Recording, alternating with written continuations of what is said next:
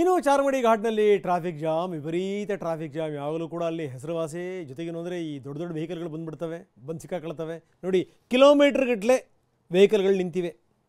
ಚಾರ್ಮಾಡಿ ಘಾಟ್ನ ದೃಶ್ಯಾವಳಿಗಳನ್ನು ನಾವು ತೋರಿಸ್ತಾ ಇದ್ದೀವಿ.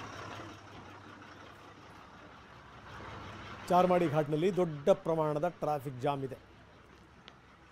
ಈ ರಸ್ತೆ ಅಗಲೀಕರಣ ಅಂತ ಮಾತುಗಳೆಲ್ಲವೂ ಕೂಡ ಕೇಳಿಬರ್ತವೆ. ಆದರೆ ಯಾವುದು ಕೂಡ ಹೋಗೋದಲ್ಲ. ಯಾಕಂದರೆ ಅಲ್ಲಿರುವಂಥ ಕರುವುಗಳಿದಾವಲ್ಲ, ಅದನ್ನು ಸರಿ ಮಾಡುವಂಥದ್ದು ಸಾಮಾನ್ಯ ಸಂಗತಿ ಅಲ್ಲ. ಅದರಲ್ಲೂ ಈ ಮಳೆಗಳೇ ಬಂತು ಅಂದ್ಬಿಟ್ರೆ ಈ ಪ್ರತಿ ವರ್ಷ ಇದನ್ನೇ. ಇನ್ನೊಂದು ಕಡೆ ನೋಡ್ತಾ ಇದ್ದೀವಿ, ಚಿಕ್ಕಮಗಳೂರಿನಲ್ಲಿ ಯಾವ ರೀತಿ ಮಳೆಗೆ ಒಂದು ಮನೆ ಕುಸಿದಿದೆ ನಾವು ನೋಡ್ತಾ ಇದ್ದೀವಿ.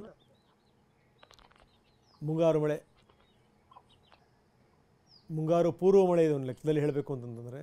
ಯಾವ ರೀತಿ ಮಳೆ ಹೊಡೆದಿದೆ ನೋಡಿ. ಆರಂಭದಲ್ಲೇ ಈ ಸ್ಥಿತಿ. ಜಸ್ಟೊಂದು 10-15 ದಿನದ ಹಿಂದಿನ ದಿನಗಳನ್ನು ಜ್ಞಾಪಿಸ್ಕೊಳ್ಳಿ. ಮಳೆ ಬರ್ತಿಲ್ಲ, ಮಳೆ ಬಂದರೆ ಸಾಕಪ್ಪ ದೇವರೇ ಅಂತ. ಸುದರ್ಶನ್ ಹ್ಯಾಂಡಿಕ್ರಾಫ್ಟ್ ಬಿಸ್ನೆಸ್ನಿಂದ ವರ್ಷಕ್ಕೆ 6 ಲಕ್ಷ ಗಳಿಸ್ತಿದ್ದಾರೆ. ನೀವು ಕೂಡ ಅವರಿಂದ ಕಲಿಬೇಕಾ? ಅವ್ರ ಜೊತೆ ವಿಡಿಯೋ ಕಾಲ್ನಲ್ಲಿ ಮಾತಾಡಬೇಕಾ? ಈಗಲೇ ಫ್ರೀಡಮ್ ಆ್ಯಪ್ ಡೌನ್ಲೋಡ್ ಮಾಡಿ.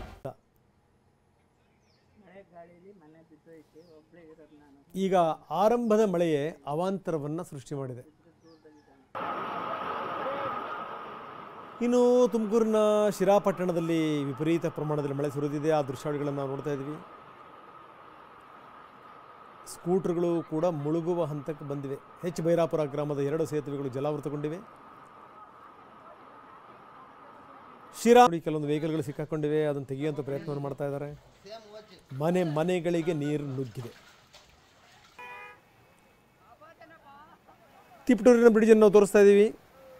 ಬ್ರಿಡ್ಜ್ಗಳೆಲ್ಲವೂ ಕೂಡ ಜಲಾವೃತಗೊಂಡಿರೋದು ತಿಪಟೂರಿನ ದೃಶ್ಯಾವಳಿಗಳಿವು. ಮಳೆ ಇಲ್ಲಿ ಅವಾಂತರಗಳನ್ನು ಸೃಷ್ಟಿ ಮಾಡಿದೆ. ಇನ್ನು ರಾಜ್ಯಾದ್ಯಂತ ಮಳೆ ಹೆಚ್ಚಾಗ್ತಿದೆ. ಅದರಲ್ಲೂ ಕೆಲವೊಂದು ಭಾಗದಲ್ಲಿ ಅನಾಹುತಗಳಾಗ್ತಾ ಇವೆ. ನೆನ್ನೆ ಕೂಡ ನಾವು ದೃಶ್ಯಗಳನ್ನು ತೋರಿಸ್ತಾ ಇದ್ವಿ. ಮೈಸೂರಿನಲ್ಲಿ ಏನಾಗಿದೆ, ಹಾಗೆಯೇ ಚಾಮರಾಜನಗರ ಇರ್ಬೋದು, ತುಮಕೂರಿನಲ್ಲಿ ವಿಶೇಷವಾಗಿ ಅಲ್ಲೂ ಕೂಡ ಒಂದಷ್ಟು ಮಳೆಯಿಂದಾಗಿ ಅವಾಂತರಗಳಾಗಿವೆ. ತುಮಕೂರಿನಲ್ಲಿ ಎಚ್ ಬೈರಾಪುರ ಗ್ರಾಮದ 2 ಸೇತುವೆಗಳು ಜಲಾವೃತವಾಗಿವೆ. ತಿಪಟೂರು ತಾಲೂಕಿನ ಎಚ್ ಬೈರಾಪುರ ಗ್ರಾಮ 2 ಸೇತುವೆಗಳ ಮೇಲೆ ಮಳೆ ನೀರು ಈಗ ಹರಿತಾ ಇದೆ. ಸೊ ಸೇತುವೆ ಜಲಾವೃತವಾಗಿರೋದ್ರಿಂದ ಆ ಊರುಗಳಿಗೆ ಏನು ಸಂಪರ್ಕ ಈಗ ಕಡಿತ ಆಗ್ತಿದೆ.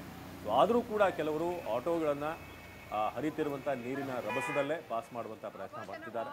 ಸೊ ಕೆಲವರು ಕಾಲ್ನಡಿಗೆಯಲ್ಲೇ ರಸ್ತೆ ದಾಟುವಂಥ ಪ್ರಯತ್ನ ಪಡ್ತಿದ್ದಾರೆ. ಬಟ್ ಭಾಳ ರಿಸ್ಕ್ ಇದೆ. ಯಾಕಂದರೆ ಸೇತುವೆ ಮುಂದೆ ನಾವು ನೋಡಿದ್ರೆ ಭಾಳ ರಭಸವಾಗಿ ಜರಿ ಇದೆ, ನೀರು ಹರಿತಿದೆ. ಸೊ ಅಲ್ಲಿನ ಸ್ಥಳೀಯ ಆಡಳಿತ ಕೂಡ ಇದ್ರ ಬಗ್ಗೆ ಗಮನ ಹರಿಸಬೇಕಾಗಿದೆ.